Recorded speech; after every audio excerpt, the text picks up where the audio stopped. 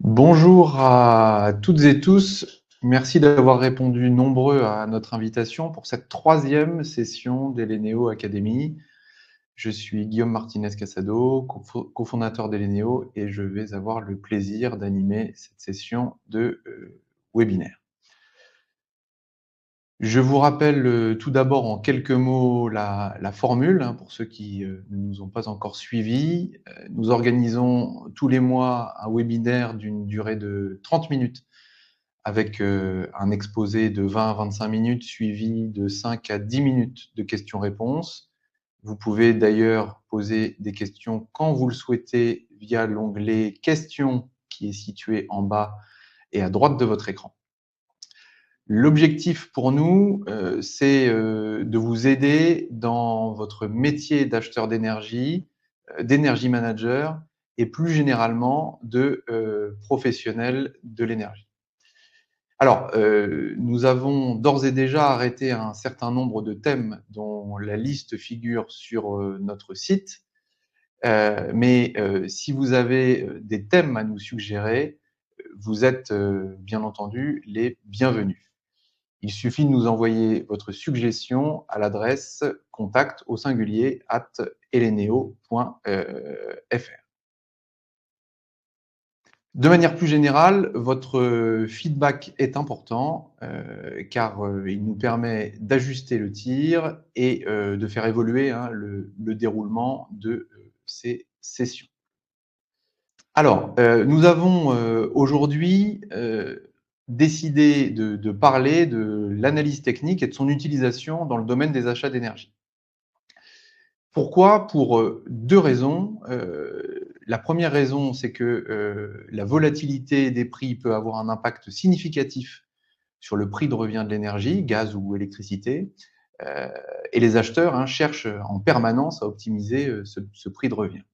La deuxième raison, c'est que l'analyse technique, dont il faut dire d'entrée de jeu qu'elle n'est pas une science et que son utilisation est parfois critiquée pour son absence de fondement, est dans la pratique utilisée par beaucoup de professionnels du trading et peut donc jouer un rôle dans l'optimisation du prix d'achat de l'énergie dès lors qu'on en comprend les ressorts et les limites. Alors, une remarque avant d'entrer dans le vif du sujet. La session d'aujourd'hui est une introduction à l'analyse technique. Elle n'a pas vocation à épuiser le sujet. Nous organiserons en 2025 d'autres sessions sur ce thème. Alors, le rêve de tout acheteur serait bien évidemment de connaître les prix ou de les prévoir de manière certaine, ce qui revient au même. La volatilité des prix de marché de l'énergie confère à cette connaissance parfaite une valeur excessivement élevée. Pour s'en convaincre, il suffit d'examiner la courbe d'évolution du prix du calendrier TTF 2025 au cours de l'année 2024.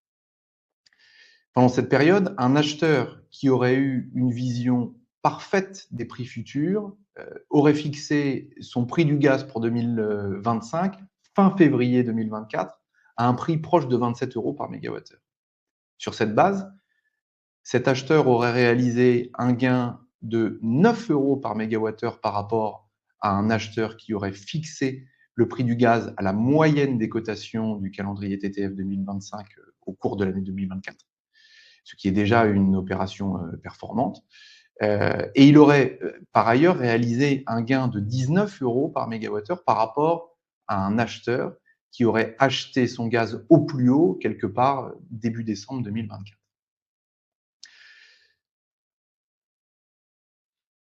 Si une situation de connaissance parfaite des prix futurs relève de la science-fiction, quelque part, la plupart des acheteurs essayent de se forger une opinion sur le niveau des prix de l'énergie à l'instant T, afin d'apprécier la chance que les prix montent ou que les prix baissent.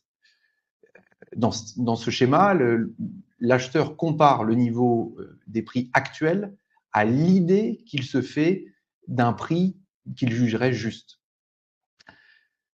Alors, la théorie économique, elle s'est penchée sur la capacité des agents économiques à anticiper les prix et à battre le marché, c'est-à-dire à acheter à un prix plus bas que la moyenne des prix de marché sur une période déterminée.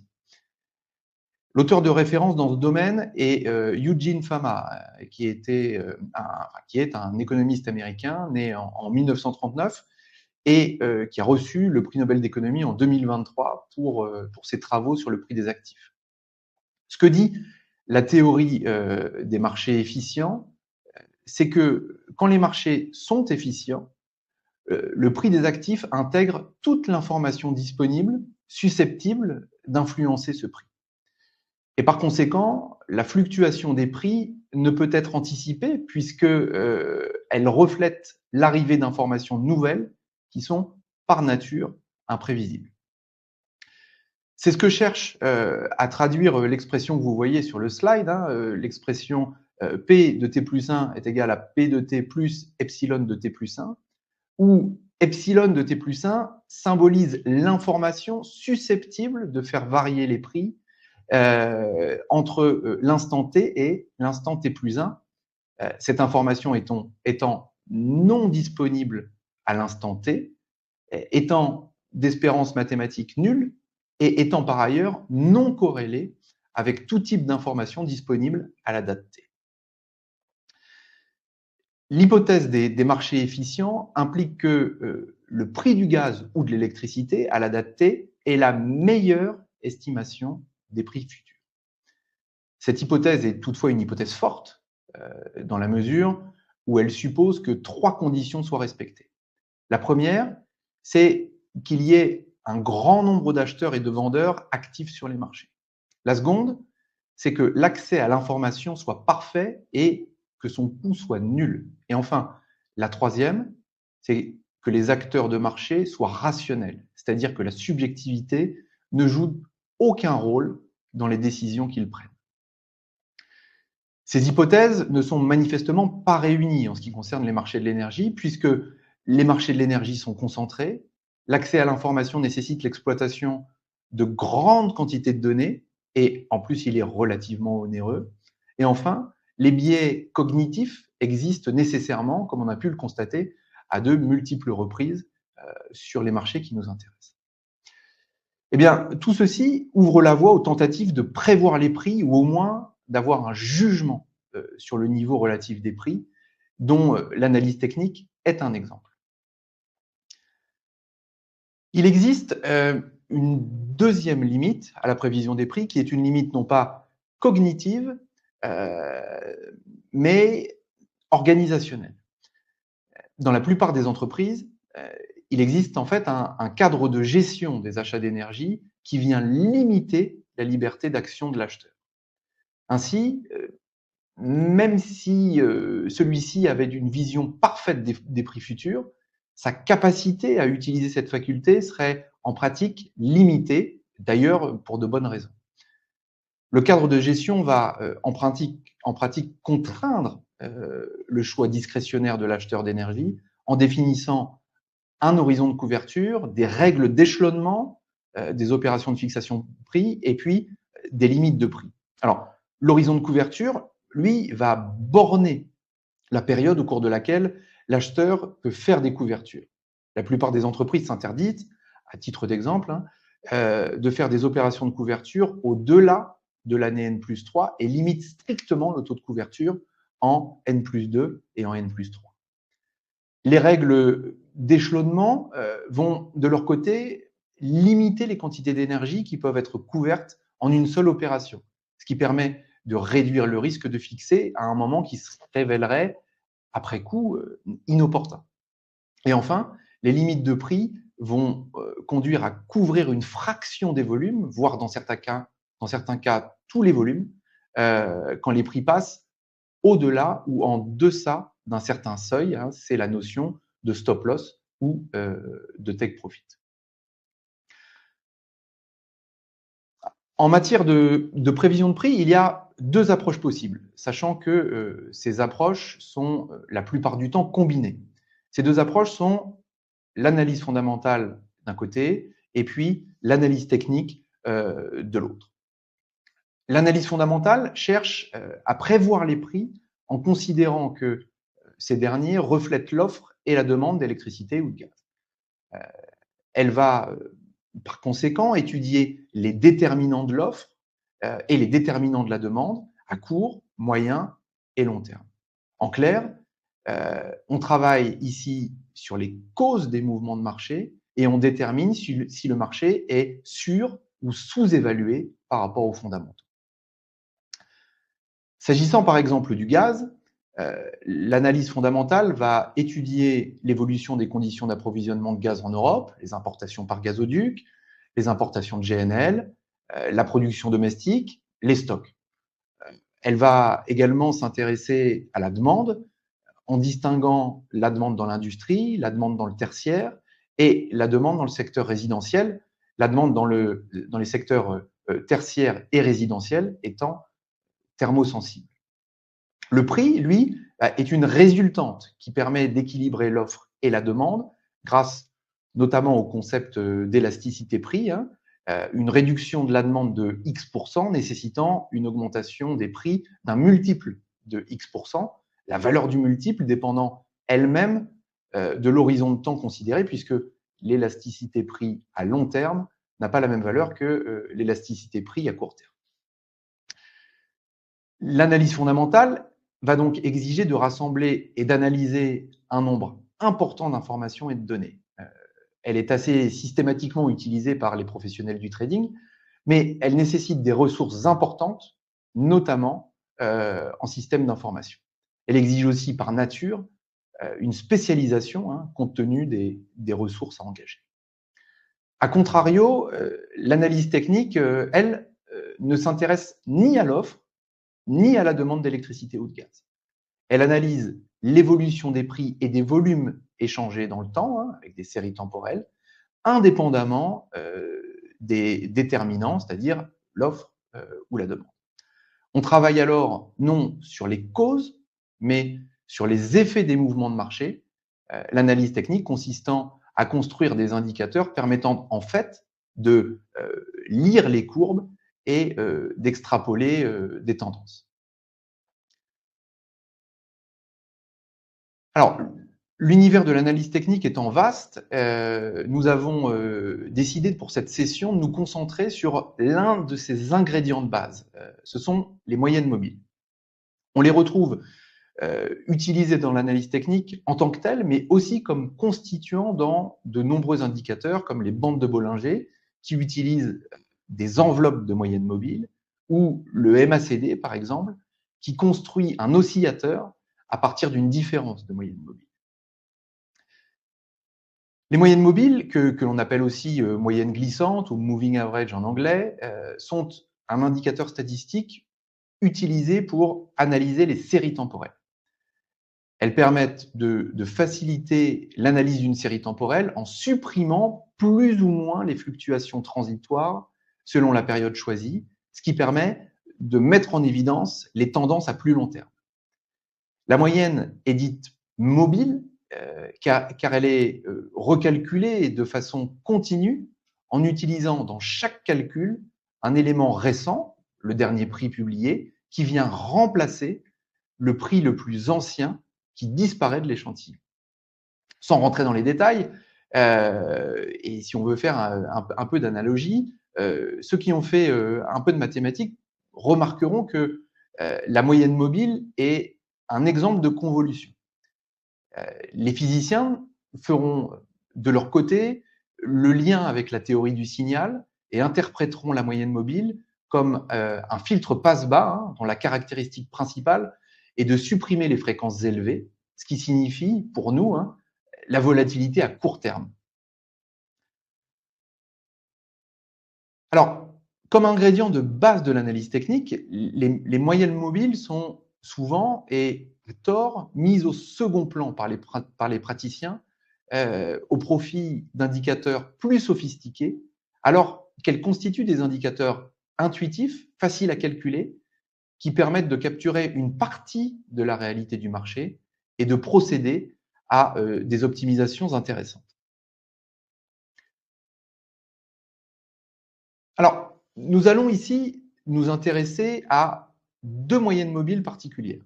La moyenne mobile arithmétique d'une part et la moyenne mobile exponentielle d'autre part.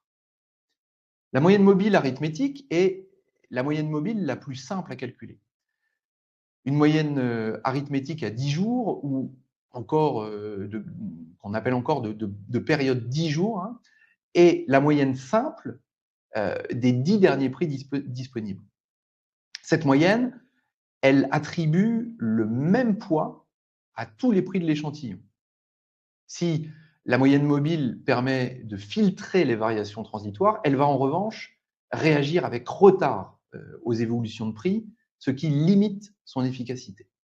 Le lissage de la chronique est assuré par le nombre de valeurs prises en compte dans le calcul de la moyenne, c'est ce qu'on appelle la période.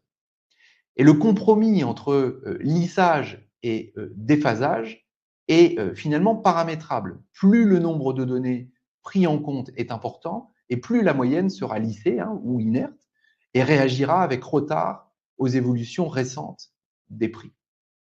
Le choix du nombre de jours ou de la période est donc un choix stratégique qui conditionne le signal véhiculé par la moyenne.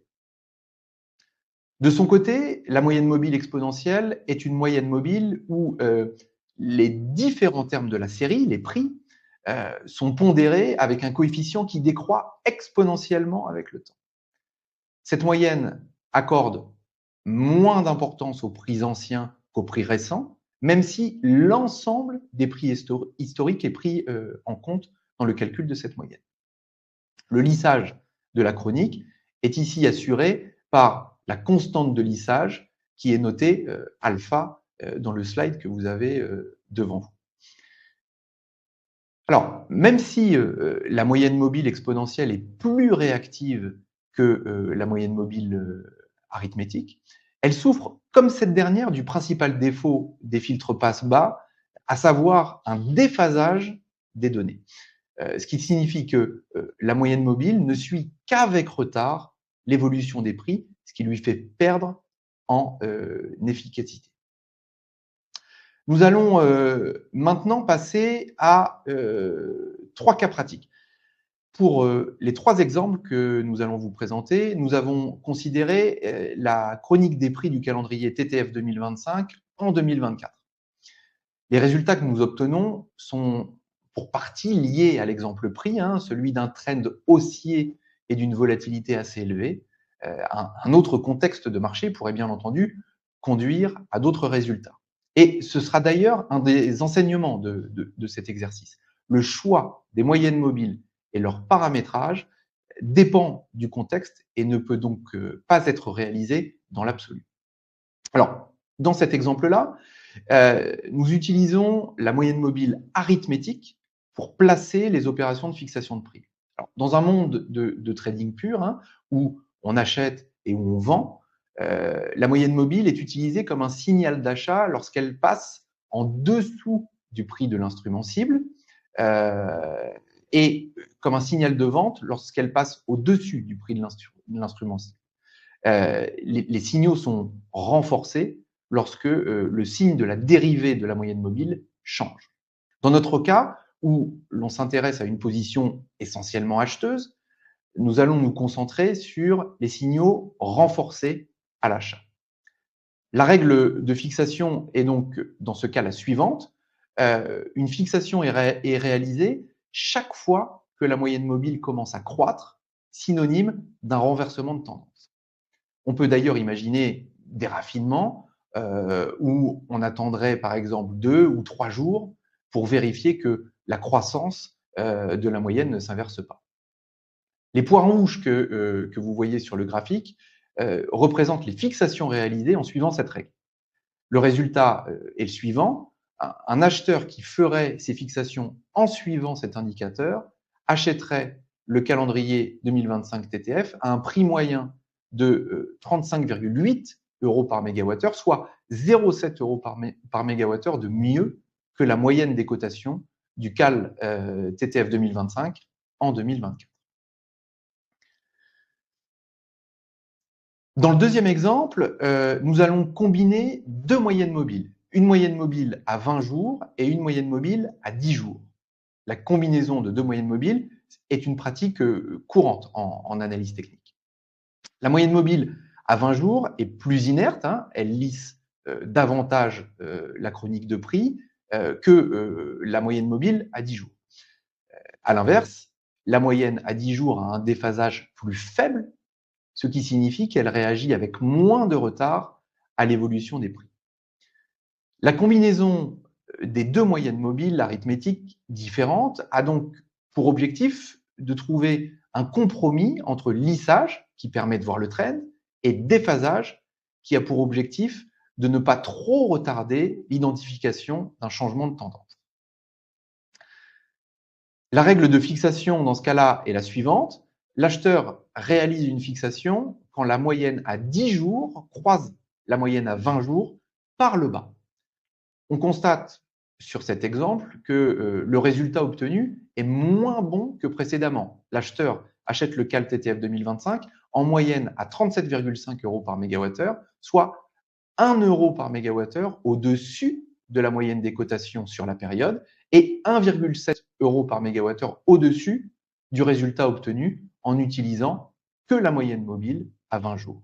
Alors, comment expliquer ce résultat assez décevant? Mais en fait, la moyenne à 10 jours conduit à acheter au moment où la hausse des prix s'accélère, ce qui, dans un marché volatile dans lequel le trend est haussier sur l'essentiel de la période, conduit à acheter en moyenne moins bien. On voit sur cet exemple que le choix des moyennes mobiles à utiliser dépend lui-même du contexte de marché et qu'il est judicieux de combiner différents indicateurs pour étayer les décisions. Dans notre dernier exemple, l'acheteur utilise une moyenne exponentielle avec une constante de lissage égale à 0,1, ce qui signifie que le dernier tirage de prix compte à lui seul pour 10% de la moyenne mobile et que la moyenne mobile précédente compte pour 90%, dans laquelle l'avant-dernier tirage compte pour 10% des 90%, soit 9%, et ainsi de suite jusqu'à l'infini. La règle de gestion est la même que dans le premier exemple. L'acheteur réalise une fixation quand la dérivée de la moyenne mobile devient positive, donc quand la moyenne mobile commence à croître. On constate que l'utilisation d'une moyenne mobile exponentielle conduit à réaliser un nombre de fixations plus important, il y en a 12 ici, que dans les exemples précédents. La moyenne exponentielle change en effet plus souvent de sens de variation que la moyenne mobile arithmétique. Le résultat est meilleur que dans le cas de la moyenne mobile arithmétique à 20 jours, puisque ici, l'acheteur achète le CAL TTF 2025 à un prix moyen inférieur de 1 € par mégawattheure à la moyenne de marché. Alors, si le résultat est meilleur, il ne l'est toutefois pas significativement, puisque la différence n'est que de 0,3 € par mégawattheure. On constate que l'utilisation de la moyenne exponentielle permet d'aller chercher davantage de minimales locaux, mais que cette moyenne voit un peu moins bien le trend. Dans un marché haussier, ces deux effets se compensent quasiment, ce qui explique que le résultat avec une moyenne exponentielle ne soit que légèrement meilleur que celui obtenu avec une moyenne mobile arithmétique. Alors, en conclusion, les trois exemples que nous avons pris permettent de mettre en évidence les éléments suivants. Premièrement, les trois méthodes, moyenne mobile arithmétique à 20 jours, moyenne mobile arithmétique double à 10 et 20 jours et moyenne mobile exponentielle, donnent des résultats ayant globalement le même ordre de grandeur. Ces trois méthodes, elles conduisent à acheter autour de la moyenne de marché, même si deux méthodes parmi les trois permettent de faire légèrement mieux. Troisièmement, les résultats que l'on obtient sont honorables, puisque réussir à atteindre la moyenne de marché, a fortiori faire un peu mieux, est déjà un exercice en soi. Alors, le classement relatif des trois méthodes, il serait différent si on avait fait l'exercice sur un contexte de marché différent, par exemple un marché baissier ou un marché en dents de scie. Donc, il est primordial d'utiliser plusieurs indicateurs pour conforter une décision.